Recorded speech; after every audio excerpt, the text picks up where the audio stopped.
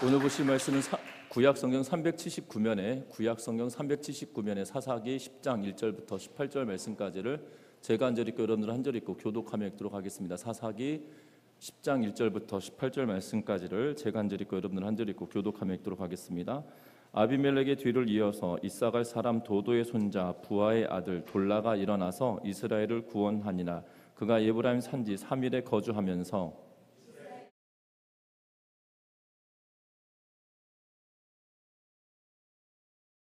그 후에 길르앗 사람 야일이 일어나서 22년 동안 이스라엘의 사사가 되니라.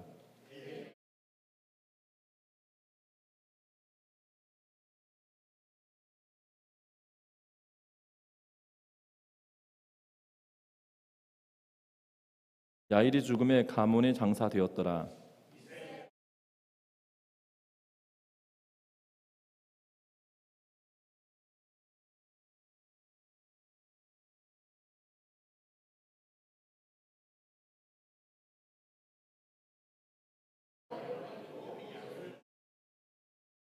여호와께서 이스라엘에게 진노하사 블레셋 사람들의 손과 암몬 자손의 손에 그들을 파심해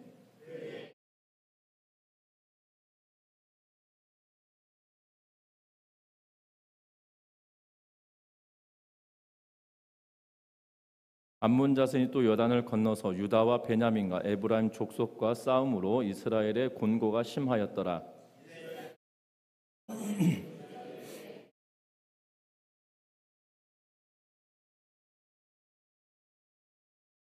여호와께서 이스라엘 자손에게 이르시되 내가 애굽 사람과 아모리 사람과 암몬 자손과 블레셋 사람에게서 너희를 구원하지 아니하였느냐.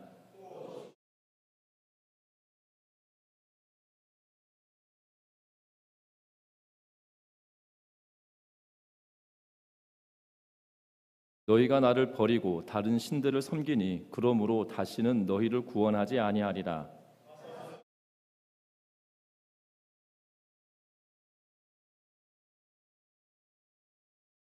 이스라엘 자손이 여호와께 여쭈되 우리가 범죄하였사오니 주께서 보시기에 좋은 대로 우리에게 행하시려니와 오직 주께 구하옵나니 오늘 우리를 건져내옵소서 하고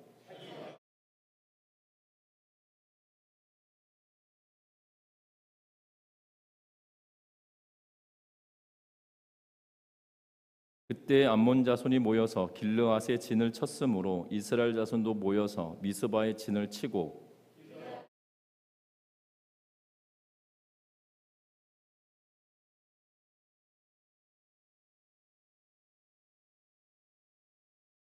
아멘. 우리 서로 인사 나누고 말씀 나눕니다. 사랑하고 축복합니다. 고인이 되신 한신교회 이중표 목사님이 이런 글을 남기셨는데요. 그가 쓰셨던 글 가운데 이런 내용이 있습니다. 독일의 신비주의자 타울러에 대한 일화가 다음과 같이 있다라고 말씀하시면서 타울러라고 하는 신비주의자가 하루는 거지를 만나게 되어서 아침에 이렇게 인사를 했습니다. 친구여, 오늘 하루도 안녕하시지요? 라고 말을 합니다. 그랬더니 그 거지가 이렇게 말합니다. 나는 하루도 안녕하지 않은 날이 없었습니다. 라고 대답을 합니다. 그러자 타울러가 그러면 오늘 하루가 행복하길 바랍니다. 라고 이렇게 이야기하자 거지는 난 불행해 본 적이 없어서 늘 하나님께 감사합니다. 라고 이야기했다는 거예요. 타울러는 놀라서 그것이 무슨 뜻입니까? 라고 묻자 날이 좋으면 감사하고 비가 와도 감사하고 먹을 것이 넉넉하면 감사하고 배고파도 하나님께 감사했습니다. 하나님의 뜻이 나의 뜻이요 하나님을 기쁘시게 하는 것은 무엇이든지 나를 기쁘게 합니다. 그러니 제게 무슨 불행이 있겠습니까? 라고 이렇게 대답을 했다고 합니다. 타울러는 더 놀라서 그에게 묻습니다. 당신은 도대체 누구십니까? 라고 묻자 이 거지가 이렇게 말합니다. 나는 왕입니다. 라고 대답을 했다는 거예요. 그러면 당신의 나라가 어디에 있습니까? 라고 타울러가 묻자 그 거지는 이렇게 대답했다고 합니다. 내 나라는 내 마음속에 있지요. 라고 이렇게 대답을 했다고 합니다.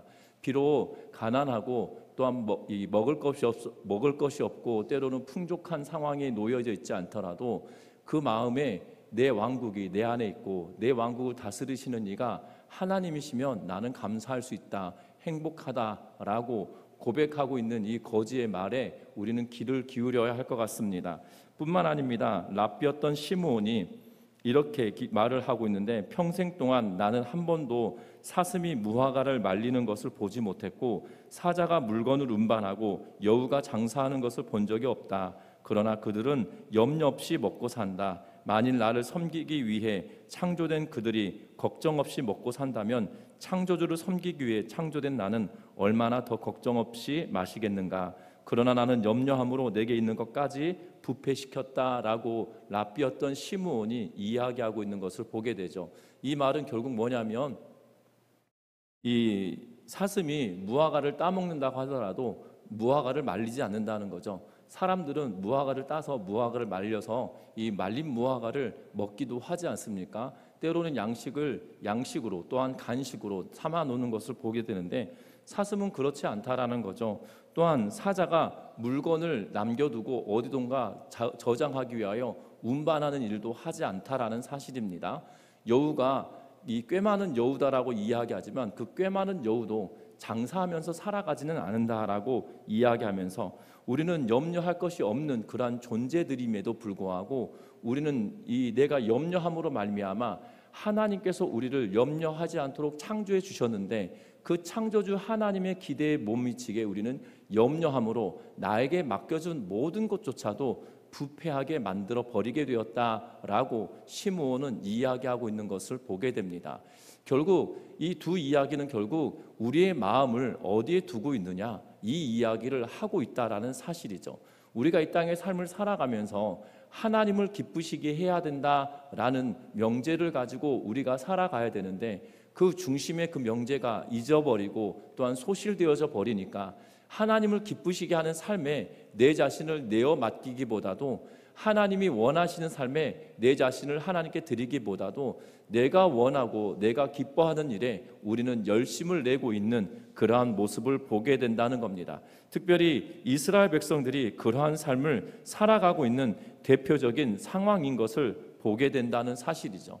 하나님은 이스라엘 백성들을 출애굽시켜서 40년의 광야길 동안 훈련을 시키시고 연단을 시키시며 하나님께서 그들을 먹이시고 입히실 것을 훈련시켰다라면, 여호수아를 통하여서 가나안 땅에 들어가 전쟁을 치르며 정말 전쟁을 수행할 수 없는 사람들을 통하여 전쟁에서 대승을 거두게 하고 하나님께서 그들에게 땅을 허락하여 주시는 그 사건이야말로 기가 막힌 일일 것임에도 불구하고 그 땅에 정착하며 이방 신들에게 눈을 돌리고 하나님을 섬기기보다 이방 신들이 그들의 풍요를 빌어주기를 바라며 이방 신들을 섬기고 있는 그러한 모습을 보게 되죠. 그러함으로 말미암아 이스라엘 백성들에게 어려움이 당하게 되어지고 이방 나라들이 그들의 가시가 되어져서 고통을 끼치고 있는 그러한 모습을 보게 됩니다.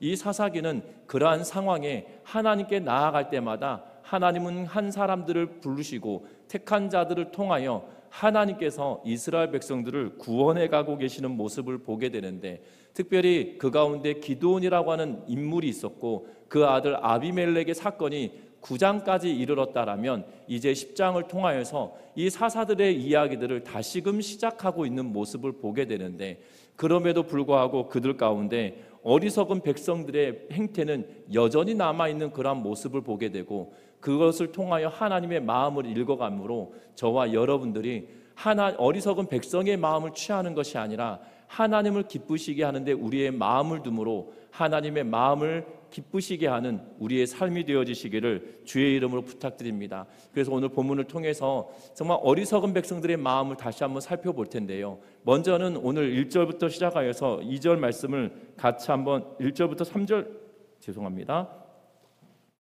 1절부터 2절 말씀을 다시 한번 읽어봅니다. 같이 읽습니다. 아비멜렉의 뒤를 이어서 이사갈 사람 도도의 손자 부하의 아들 돌라가 일어나서 이스라엘을 구원하니라. 그가 에브라임 산지 3일에 거주하면서 이스라엘의 사사가 된 지 23년 만에 죽음의 3일에 장사되었더라. 아멘. 오늘 1절과 2절 말씀에 두 명의 사사에 관한 이야기를 기록해 놓고 있는 것을 보게 됩니다. 특별히 아비멜렉에 관하여서는 학자들마다 의견이 분분합니다. 아비멜렉도 사사다, 아비멜렉이 사사일 수 없다라고 이야기를 하죠. 그 이유는 이 아비멜렉이 사사다라고 이야기하고 있는 이유는 방금 읽었던 10장 1절 때문입니다. 10장 1절에 아비멜렉의 뒤를 이어서 이사갈 사람 도도의 손자 부하의 아들 돌라가 일어나서라고 하면서 이스라엘의 사사였던 돌라인데 이 사사는 아비멜렉의 뒤를 이었다라는 표현 때문이다라는 거죠. 그런데 또 하나는 반대, 이 아비멜렉이 사사일 수 없다라고 이야기하는 쪽의 이야기는 뭐냐면, 아비멜렉은 스스로가 왕이 되려고 한 자이지 하나님께서 택하여서 그를 이스라엘의 치리자로, 판단자로, 재판관으로 세운 것은 아니기 때문이다라고 하면 의견이 분분합니다. 그것이 중요한 건 아닌 것 같습니다. 지금 아비멜렉 이후에 돌라라고 하는 인물이 등장을 하고 야일이라고 하는 돌라라고 하는 인물이 등장을 하고 있다라는 사실이죠.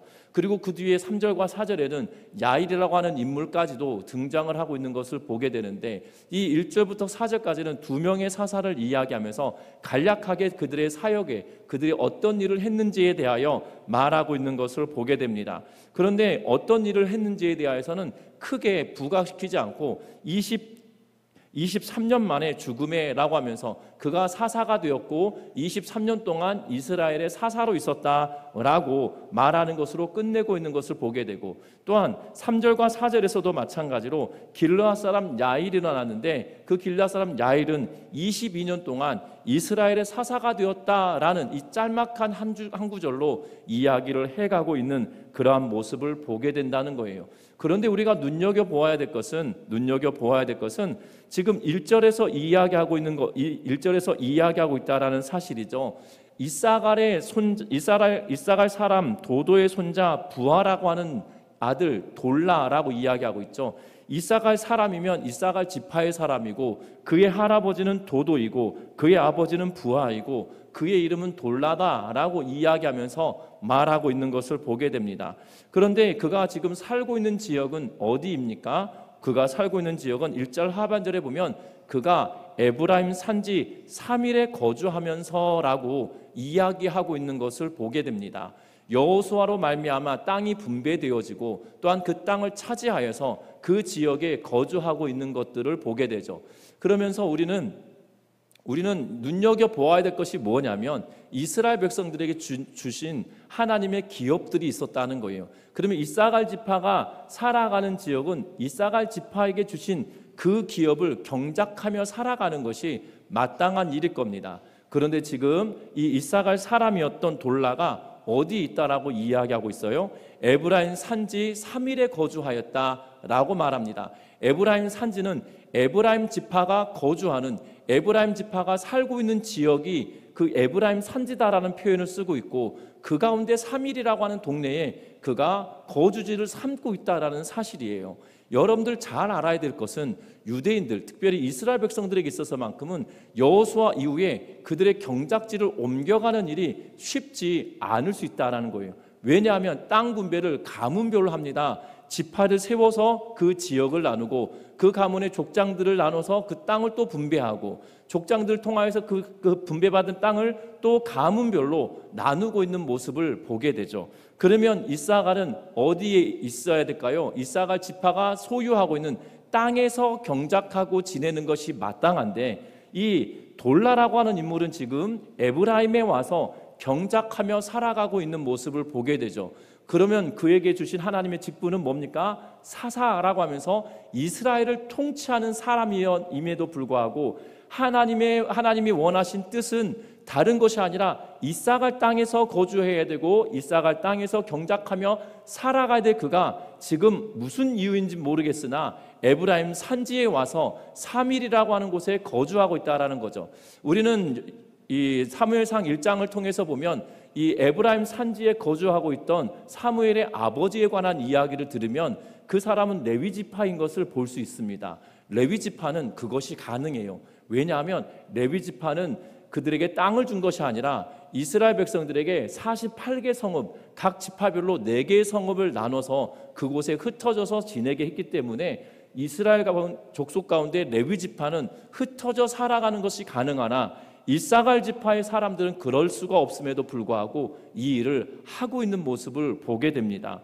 어찌 보면 그에게 주신 직분임에도 불구하고 사사였음에도 불구하고 영적인 면에서나 도덕적인 면에서 그가 그가 잘못된 길을 선택하고 나아가고 있는 모습을 우리에게 보여주고 있다라는 사실이에요. 뿐만 아닙니다. 야일도 마찬가지입니다. 야일도 4절에 그 야일에 대하여서 이야기할 때 뭐라고 이야기하냐면 그에게 아들 30명이 있다라고 말하고 어린 나귀 30을 탔다라는 표현을 쓰고 성읍 30을 가졌다라고 이야기하고 있는 것을 보게 되죠. 그러면서 오늘까지 하봇 야일이다라고 이름을 붙인 동네가 있다라고 말합니다. 하봇 야일의 뜻은 여러분들 각주 1 보시면 밑에 뭐라고 기록하고 있냐면 야일의 동네라고 번역해 놓고 있는 것을 보게 되죠. 하봇 야일은 야일의 동네, 다시 말하면 야일이 통치하고 있는 자리다라고 말할 수 있을 거고, 이 30명의 아들들에게 30개의 성읍을 두고 또한 어린 나귀 30을 태웠다라는 의미는 그들이 각각 왕처럼 행세하고 있었음을 말하고 있는 것을 보게 되죠. 그런데 야일의 직무가 무엇입니까? 야일에게 이스라엘의 사사가 되었다라고 이야기하고 있어요. 하나님께서 그를 택하셔서 하나님께서 이스라엘의 사사로 삼아주셨음에도 불구하고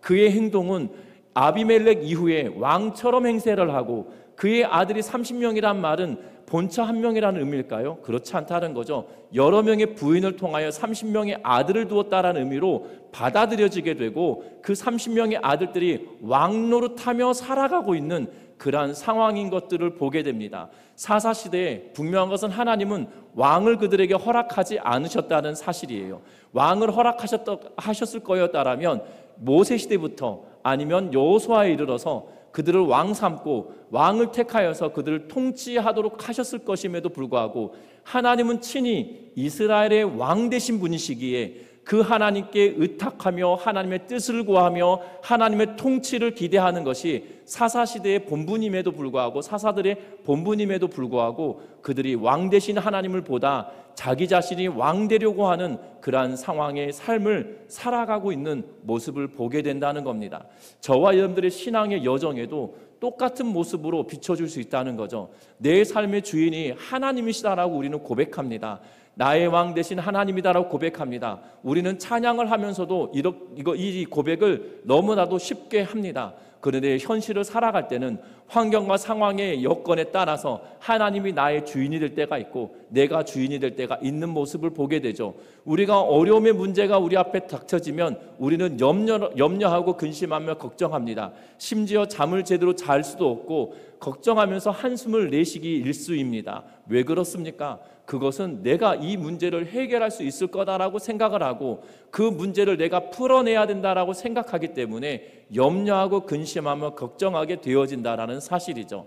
하나님이 내 삶의 주인이시라면 그분께 내어 맡기고 기도하며 나아가는 은혜가 저와 여러분들 가운데 충만하시기를 주의 이름으로 부탁합니다. 왕 되신 하나님, 나의 주인 되신 하나님이다라고 고백했다라면 지금 야일이나 돌라와 같이 그들이 사사임에도 불구하고 도덕적으로나 인격적으로나 영적으로 타락한 길을 걸을 것이 아니라 하나님이 기뻐하시는 것이 무엇인지를 생각하여 그 길을 걸어갔어야 된다는 거죠. 하나님은 그들을 왕 삼으신 것이 아니라 왕 되신 하나님을 밝히 드러내도록 그들을 세우셨다라는 사실이에요. 오죽하였으면 재판관이다라고 하면서 사사란 말이 재판하는 사람들이라는 거거든요.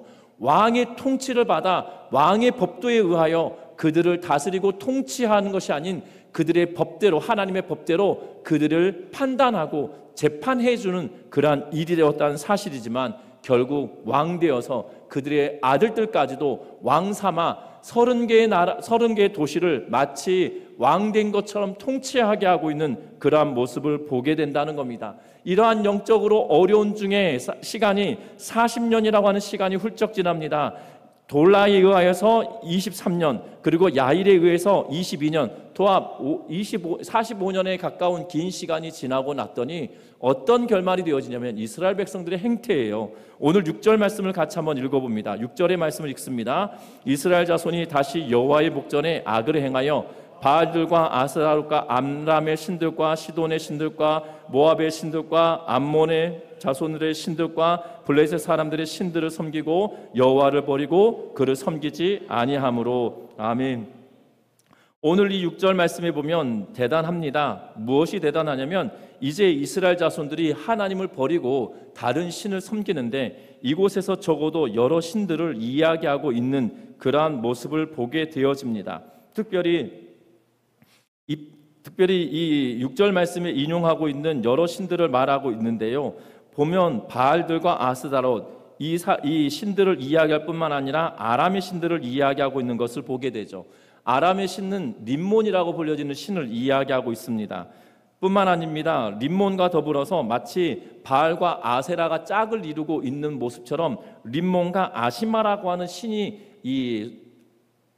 아람의 신들입니다. 또한 시돈은 아스다롯이라고 하는 신을 섬기고 있고 모압은 그모스라고 하는 신을 섬깁니다. 또한 암몬은 몰록이라고 하는 신을 섬기고 블레셋은 바볼이라고 하는 신을 섬기고 있는 것을 보게 되죠. 그래서 이 사무엘상을 보면 다볼 신전에 여호와의 언약궤를 다볼 신전에 두고 있는 그러한 모습을 보게 되는데, 지금 이야기했던 여러 나라들에 대한 신들을 지금 다 섬기고 있는 모습을 보게 되죠.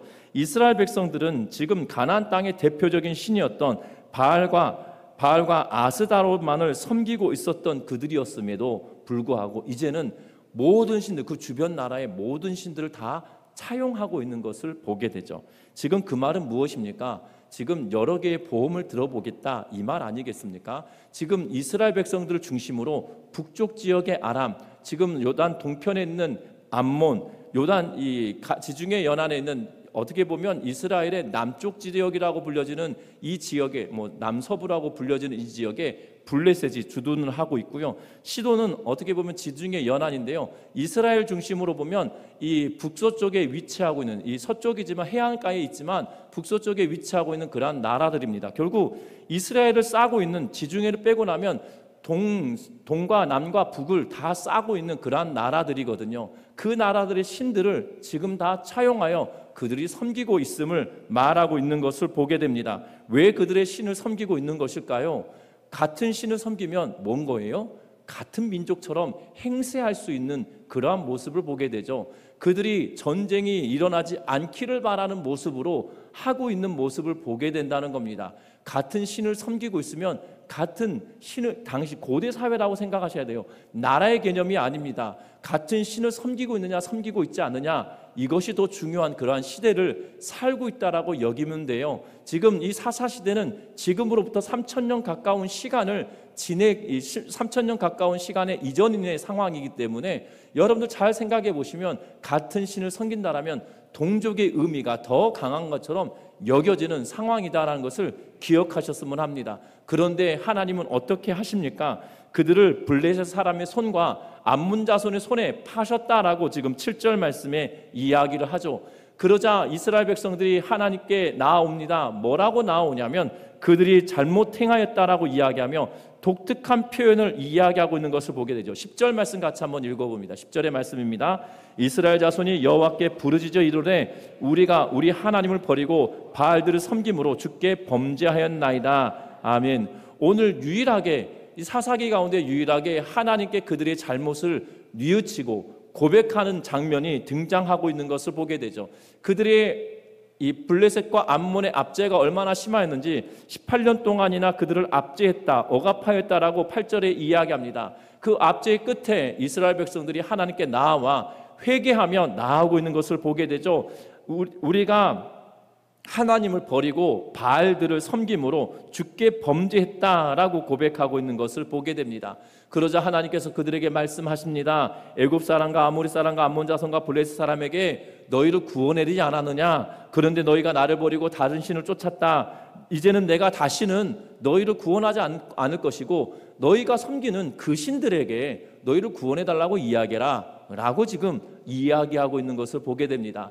블레셋 신들을 섬겼지만 블레셋 사람들에 의해서 고통받는 기간이 18년이었고 아몬 자손의 신들을 섬겼으며 그들과 함께 되기를 바랬지만 결국 그들을 압제한 것이 18년이라고 하는 긴 시간 동안 그들을 억압하고 고통스러움으로 내몰아갔다라는 사실이에요. 결국 그들이 섬겼던 신들을 쫓아서 그들의 신에게, 섬겼던 신들에게 도움을 구하기보다 이전에 우리를 구원하시고 지키셨던 하나님께 나아오고 있는 모습을 보게 되죠. 회개하며 나아갑니다. 그러나 하나님은 돌이킬 마음이 있어 보이지 않으나 지금 오늘 성경에 보니까 이렇게 말합니다. 16절 말씀 같이 한번 읽어봅니다.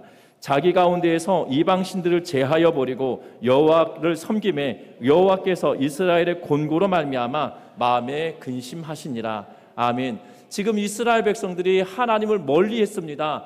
지금 영적으로 사사들까지도 영적으로나 도덕적으로나 그들이 하나님을 온전하게 섬기며 따라가야 될 그들이었지만, 그들이 사사들이 타락한 그런 상황이 지금 1절부터 5절 말씀까지 기록해 놓았다면, 그 타락의 결과가 백성들은 이제 더 많은 신들을 섬기며 하나님을 완전히 멀리했던 그러한 행태들이 벌어지고 있다라는 사실이죠.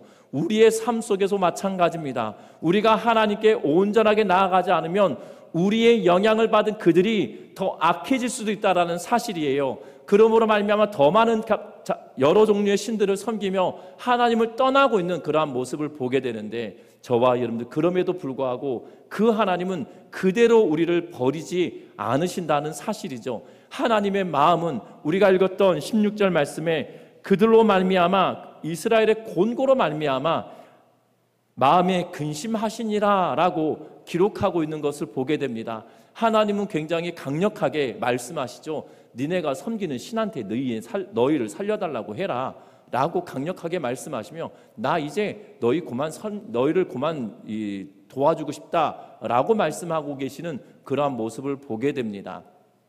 여러분들 자녀를 키우면서 부모의 마음이 이런 마음 아닐까요? 하나님의 마음이 우리에게 고스란히 증거되어지고 보여지는 그러한 모습이죠. 하나님은 우리를 외면하신 것처럼 보여지지만 우리를 뭐라고 표현하시냐면, 오늘날 내가 너희를 낳았다라고 시편의 기자는 고백하고 있듯이, 하나님은 우리를 그냥 몸으로 낳은 그 친어머니와 같은 존재다라고 이야기하고 계시고 있는 모습을 보게 되죠. 또한 이사야서나 에스겔을 통해서 뭐라고 이야기하냐면, 육신의 아버지, 육신의 부모는 너희를 버린다 할지라도 나는 너희를 버리지 않는다라고 말씀하고 계시는 그러한 모습을 보게 된다는 겁니다. 그 하나님은 이러한 하나님이십니다. 그럼에도 불구하고 하나님을 의지하기보다 세상의 것들을 의지하며 살아가며, 결국에는 그들이 어려움을 당할 때야 비로소 내가 회개하며 하나님께 나아올 때 하나님은 그들을 버리지 않으시고 그들을 긍휼히 여기며 근심하고 계시고 있는 그러한 모습을 보게 된다는 거예요. 우리는 어떤 삶을 살길 원하십니까? 하나님을 외면하는 삶을 살길 원하시나요? 하나님의 마음을 돌이키게 하는 삶을 살길 원하시나요? 저와 여러분들은 정말 믿음으로 살아갈 때 하나님의 외면한 손길을 바라며 살아가는 것이 아니라 하나님이 우리를 주목하는 삶을 살아가는 우리 전미중앙교회 온 성도님들 되시기를 주의 이름으로 부탁드립니다. 하나님은 그들을 근심하십니다. 그들의 곤고로 말미암아 근심하셨다라고 본문은 이야기하고 있죠. 그러면 하나님께서 고민하신다라는 말은 결국 그 결말이 어떻게 되어질 거란 뜻이에요. 하나님께서 다시 그들을 살리시겠다라는 의미로 받아들여질 수 있는 의미로 보여집니다. 그런데 우리는 어떻게 보면 우리의 모습이 지금 이스라엘 백성들의 모습에 고스란히 드러나고 있는 것 같아요. 17절과 18절 말씀을 같이 한번 읽어봅니다. 17절과 18절 말씀입니다.